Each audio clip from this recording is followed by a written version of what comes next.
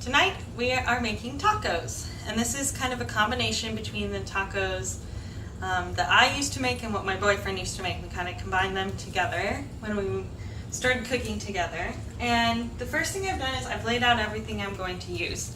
When I'm cooking, I feel it's really important to have everything already set out for me before I even begin any of the process, because it just helps me feel more prepared, and then I'm not running around looking for things while I'm in the middle of cooking. So if you look over here, I've got all of my vegetables I'm going to cut up. This is going to go into our meat mixture. So I've got a jalapeno, I've got a couple sweet mini peppers, half an onion, some fresh green onion that we grew ourselves, and some garlic. And all this is going to go into our meat and bean mixture. The one thing I have done ahead of time is I have drained the beans we're going to use and rinsed them a little bit so they don't have that canned flavor to them. We like to use a black and a pinto. And I've also gotten cheese grated already. We use a New York white sharp cheddar cheese. Discovered it about a year ago. We love it. We don't really eat any other type of cheese now. I've also got stuff prepared for frying up tortillas. We're going to be using our cast iron skillet to do that. And then over here, by all the cooking stuff, I've got all my spices set out. Most of this will be going into the meat, well, all of this will be going into the meat and bean mixture, just to give it a little extra kick and flavoring. Alright, so I'm going to start off showing you how I prep the garlic. I'm sure chefs out there all have their own way of doing it, but this is how I've learned is easiest for me. You have to get the outer layer off. So what we do is we take our chopping knife and we press down on the garlic, smush it up a little bit. That loosens the skin, makes it easier to peel off. And once all the skin is off, then I just take that piece of garlic and I cut it up a little bit. I don't need to have it too small, because I'm going to end up just putting it into the garlic press. It's going to go into the beans while they're warming up, give them a little extra garlic flavor. I've diced up all the vegetables now. I don't have a special dicing technique. I know there's probably a correct way to do it. I've watched Food Network enough to know that, and they're all about making sure everything is cut to exactly the same size. But those are professional chefs, and I'm just cooking in my small kitchen at home, trying to feed myself and my boyfriend after a long day of work. So they get cut up as best as I can do, and it works for me. I did set aside a little bit of the onions, because I like to have some raw onion in my tacos. So that's going to go with the cheese into the fridge until the food is ready. But the rest of it will be cooked up with the meat mixture. The other thing I've done already is I got the beans sitting in the pot, and I've pressed the garlic into there as well. I'm going to add a little bit of nature seasoning. It's just a seasoning blend, going to give the beans a little bit of flavor. And then I'm just going to warm them up on a temperature between about medium low and medium. They're already cooked, so I just need to get them warmed up and let them to sort of sit with the garlic and the seasonings and start soaking up that flavor. And then a little bit later it'll get added into the meat mixture, and it'll just become one big pile that we can add into the tacos. Alright, so meat is on the pan. I've got it at just above medium-low temperature. Any protein, whether it be meat or cooking eggs in the morning, you should never ever cook on a high heat. It needs to cook low and slow. I start out keeping it in kind of a big pile because I want to season it on one side first, then I'm going to flip it over, season it on the other side. And keeping it kind of in a big pile helps with the flipping over part, because it's a little harder once you have it all crumbled up. So I start with some smoked paprika, one of my personal favorites. And then we're going to do your standard salt and pepper.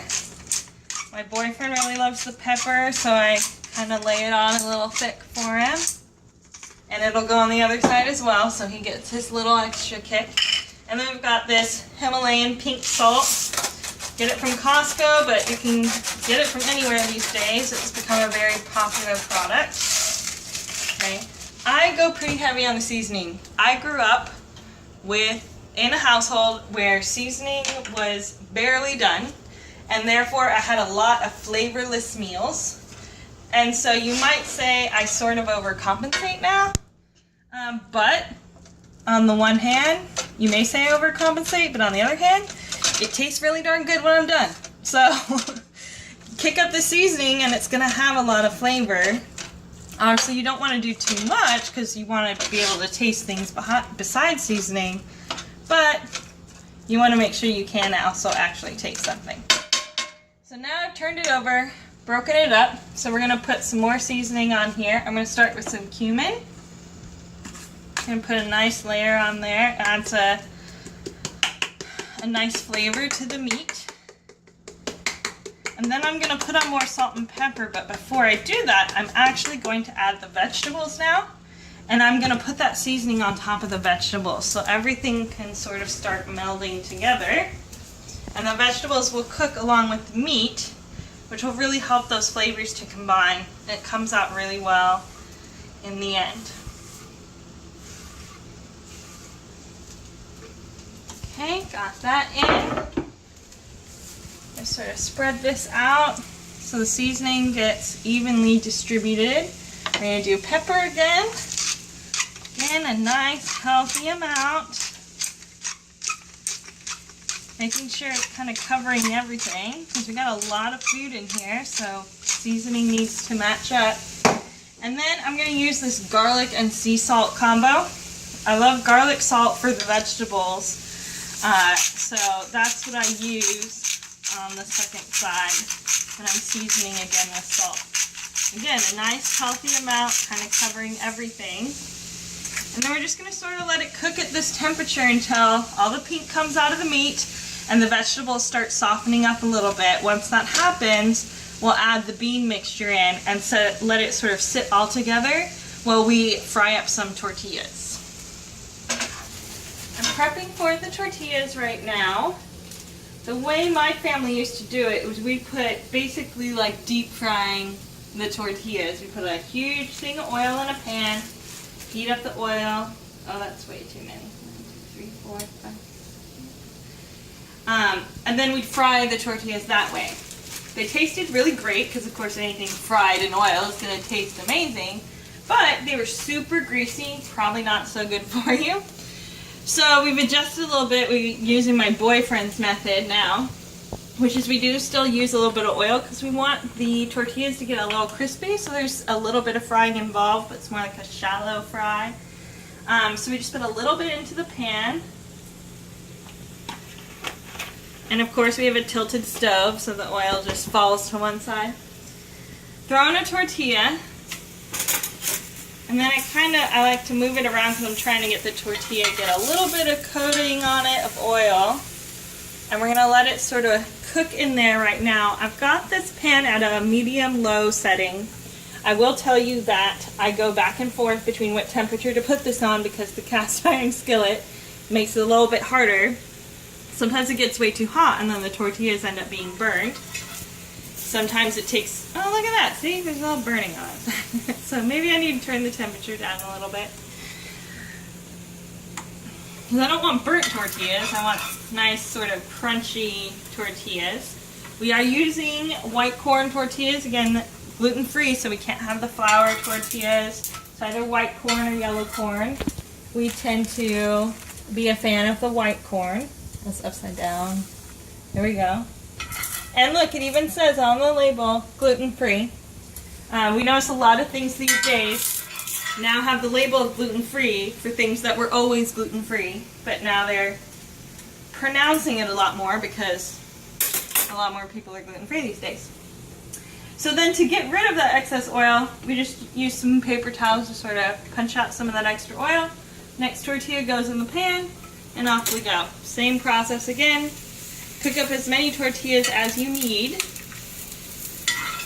and then you'll be ready to start assembling your tacos. The meat has finished cooking. All the pink is gone. There is a little bit of a red tinge, but that's actually from the smoked paprika, not the meat being undercooked. And the vegetables have softened up. Not really something you can see except in the onions. They start to get a translucent look to them as they're being cooked. So now we're going to add the bean mixture.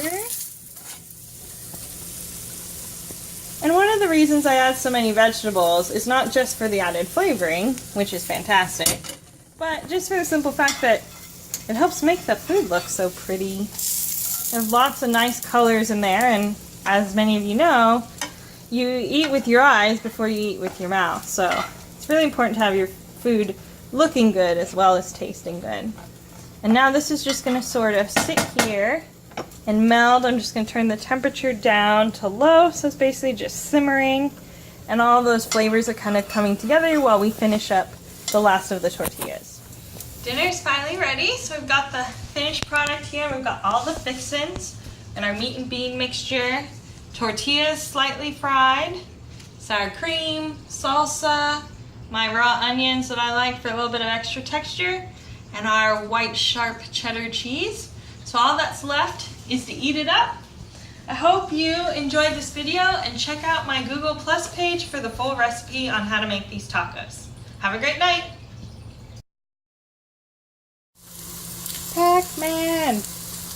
Pac-Man tortilla.